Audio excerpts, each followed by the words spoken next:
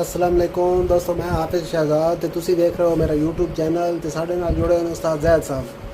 ते अज असीं गलबात कर रहे कि साडा मुआशरा जिहड़ा ना वो लकीर दा फकीर है कि एक बंदे नूं लोकां नूं कोई टॉपिक लभ वंजे ना, हर बंदा जनाब उस उत्ते गलबात करनी शुरू कर दे सी। ते एक लैंड दे उत्ते जनाब जिस लैवल ते बंदे गल कर रहे हैं हर बंदा जनाब उस उत्ते गल करेंदा पिया सी। तो एक चीज़ है ना उसका एक पहलू वेख सन, दूजा पहलू ना वेख सन कि भाई यार दूजे पासे के हो रहा है, दूजे पासे किसी अगले बंदे की हो सकता, मजबूरी भी हो सकती। मैं गल कर रहा मंजूर वट्टू साहब वाले टॉपिक की। मंजूर वट्टू साहब जड़ा ना जनाजा गड्डी ते बैठ के पढ़िया जी तो उस्ताद जी मंजूर वट्टू साहब एक ना बहुत ही मशहूर मारूफ बहुत ही पुरानी सियासी शख्सियत है। असीं निक्के निक्के होंदे से ना उस टाइम भी इन्हां दा नाम सुनदे सी आए मंजूर वट्टू काड़ा दे रहण वाले। तो इस टाइम तकरीबन उन्होंने उम्र है कोई 80-85 साल। तो पंजाब के वज़ीर आला भी रहन, उस तो अलावा होर भी पीपल पार्टी के नाल उन्होंने बड़ा पुराना ताल्लुक है। तो काफ़ी ना अहदों से पीपल पार्टी की तरफ रहन, वजारतों से रहन, वज़ीर आला रहन, होर इस तरह ना काफ़ी बहुत ही मशहूर ख़ानदान है, सियासी ख़ानदान है उकाड़ा का। तो उस्ताद जी वो ना कल परसों गए जनाजे ते जनाजे ते गए तो उत्थे जनाब ना गर्मी है बड़ी, उन्हें जनाब यही किया कि तो वो जनाब मंजूर वट्टू साहब ने कल परसों एक जनाजे ते गए, उत्थे गए तो उत्थे वाह गर्मी आई। तो उन्हें जनाब यही किया गड्डी उन्हें लाइए अपना पहली सफ उत्थे गड्डी खलार के गड्डी विच जनाजा पढ़िया।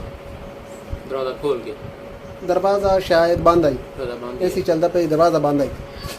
तो उस तो ना हर बंदा जनाब जरा ना अपनी मतलब इस्तात के मुताबिक जरा तनकीद कर रहा कि वो जनाब उन्होंने जनाजे ते बहना नहीं चाहिए, अगर वो मतलब हिम्मत नहीं उस तो बाद अगर गए तो उत्थे खलो के जनाजा पढ़ना चाहिए।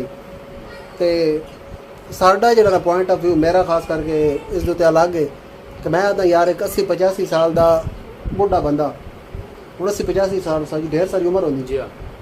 तो वो ये भी बड़ी गल है भाई उत्थे जनाजे ते गया तो हूँ गया तो देखो ना भाई ये हूँ कोई टॉपिक नहीं है, ये कोई गल नहीं है, कोई तरकीब बनती नहीं है, समझ नहीं आती लोगों की अपने काम कार छोड़ के जनाब तो इस लोग जनाब अंधा धुंध जो तनकीद करन लगे लोगों का काम ही ये असल जना वाकई दे दो पहलू है।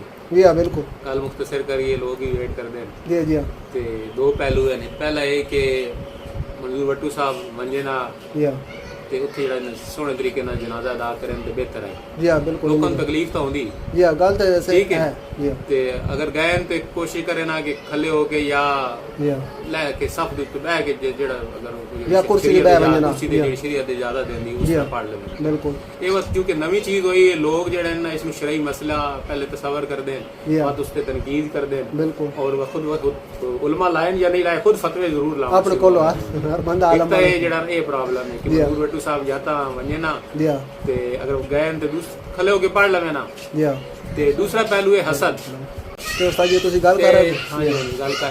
ते दूसरा पहलू है वे कि लोकन कोल तो गड्डियां हैं को नहीं, बड़ा प्रॉब्लम है भी है। अगर तो मेरा सारे कोल गड्डियां वही लैंड क्रूजर और ऐसा गड्डी बैग ना पढ़ सकते तो तू कौन पढ़दा ते लैंड क्रूजर या ता लोग गड्डी च गड्डियां होवे ना उना कोल वो भी पढ़ सके ना, बात आवाम नु कोई प्रॉब्लम ना होवे। लेकिन आवाम विच हसद दा जेड़ा प्रॉब्लम है ना वो बड़ा ज्यादा समझ लो इंजना जीन जी जी खून रचे बस खून रच बस गया खास कर पाकिस्तानी कौम दे विच ओवरऑल दुनिया दे विच हसद दी बीमारी बहुत ज्यादा। जी जी ते वो आदे में यार असा बाहर खले होके पढ़दे पैन दे वो एसी वाली गड्डी दो पहलू है, एक शरई मसला भी हो सकदा वो तो उलमा बेहतर जानदे हैं ठीक है ना। हालांकि उलमा जेड़ा ने इसके अपनी राय घाटी दी अवाम फतवे जेड़े ने पहले लाना शुरू कर देते। ते दूसरा जेड़ा ना हसद दा मसला उस्ताद जी लेकिन ना ज़हन ना खुला रखना चाहिए, बड़ा रखना चाहिए, तो दिल बड़ा रखना चाहिए। भाई यार एक बंदा आया है चलो इस आना भी मतलब बड़ी गल है। उस तो बाद यार अगर आया तो उस तो बाद वो बेचारा हो सकता उस बेचारी पता केड़ी मजबूरी है किस वजह तो वो जनाब उत्थे बह के ना गड्डी विच पढ़िया।